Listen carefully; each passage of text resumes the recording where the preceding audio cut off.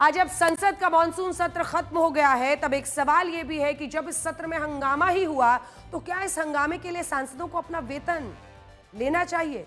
हो सकता है इस बात को सुनकर तमाम माननीय सांसद तनकर सामने आए, नाराजगी दिखाएं और कहें हम देश की संसद में हैं, हम चुने हुए प्रतिनिधि हैं, ऐसा कैसे बोल दिया आपने हमारे खिलाफ। लेकिन आज दमनदीप के निर्दलीय सांसद ने कहा है, ये भाई वो भी सांसद हैं, चुनकर आए हैं, इंडिपेंडेंट आए हैं, किसी पार्टी से नहीं है। उमेश पटेल एक बैनर लेकर आए थे जिसमें यह लिखा था कि जिन सांसदों ने सदन को चलने नहीं दिया उन्हें उस दिन का वेतन नहीं मिलना चाहिए। इस बैनर पर सत्ता पक्ष और विपक्ष दोनों के लिए ही यह लिखा है कि हंगामा करने वाले सांसद देश की जनता से माफी मांगे क्योंकि उन्होंने जनता का पैसा बर्बाद किया है। याद रखिए, आप दफ्तर जाते हैं, सुबह से रात तक खटकर घर पहुंचते हैं या पहुंचते हैं, लेकिन हमारे सांसद, आज आपको पता है लोकसभा की कार्यवाही जब शुरू हुई थी 1 मिनट नहीं चली, स्थगित हो गई माननीयों की सभा। सुनिए क्या कह रहे हैं उमेश पटेल। और दुखद और दुर्भाग्यपूर्ण रूप से मानसून का पूरा सेशन बिना चर्चा के ही धुल गया।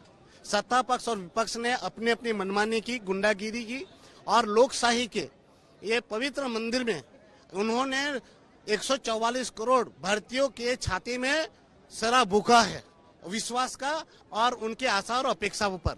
आज हम देख रहे हैं कि कितनी सारी चर्चाएं होनी थी, कितने अहम बिल थे जिसमें 12 या 14 बिल बिना चर्चा के या अधूरी चर्चा के बिल पास हुए। मगर ये जो खर्चा है वो जनता का खर्चा है और जनता क्यों चुका है, उसको क्यों भुगते।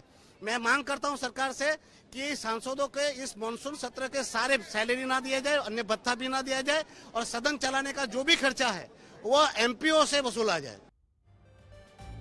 इस पर आपकी क्या राय है? आप भी जाइए सोशल मीडिया पर अपनी बात जरूर लिखिए, क्योंकि हमें यह तय करना होगा कि हमारी सांसदों की जवाबदेही क्या है। क्या उनकी जवाबदेही सिर्फ अपनी पार्टी को है, उनके साथ शोर मचाने की, या उनके साथ कार्रवाई चलने देने की या नहीं चलने देने की?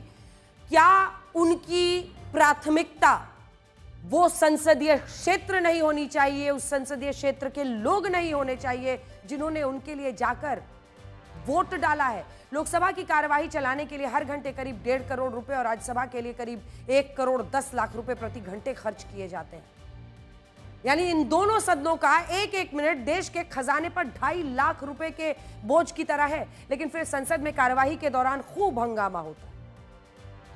ये पैसा कहां से आता है?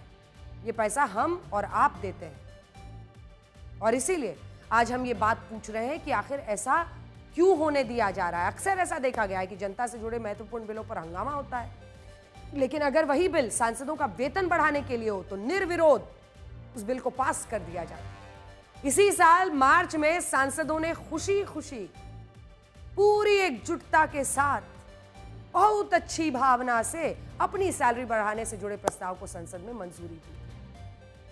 हमारे देश के सांसदों को सैलरी और भत्ते के तौर पर हर महीने 2,54,000 रुपए मिलते हैं और ये पैसा भारत में पूरे साल की प्रति व्यक्ति आय से भी कम है।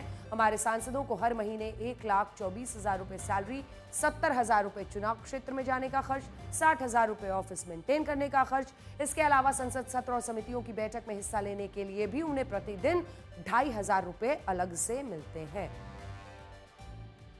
कई सुविधाएं तो सांसदों को मुफ्त में मिलती हैं, जैसे पूरे कार्यकाल के लिए दिल्ली के प्राइम लोकेशन पर रेंट फ्री घर, मुफ्त के मोबाइल फोन, इंटरनेट, बिजली, पानी सब मुफ्त।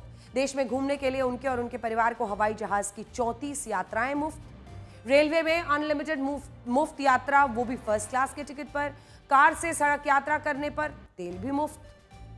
आप कल्पना कीजिए, अगर आप अपने दफ्तर में काम ना करें बल्कि रोज हंगामा करें तो क्या होगा?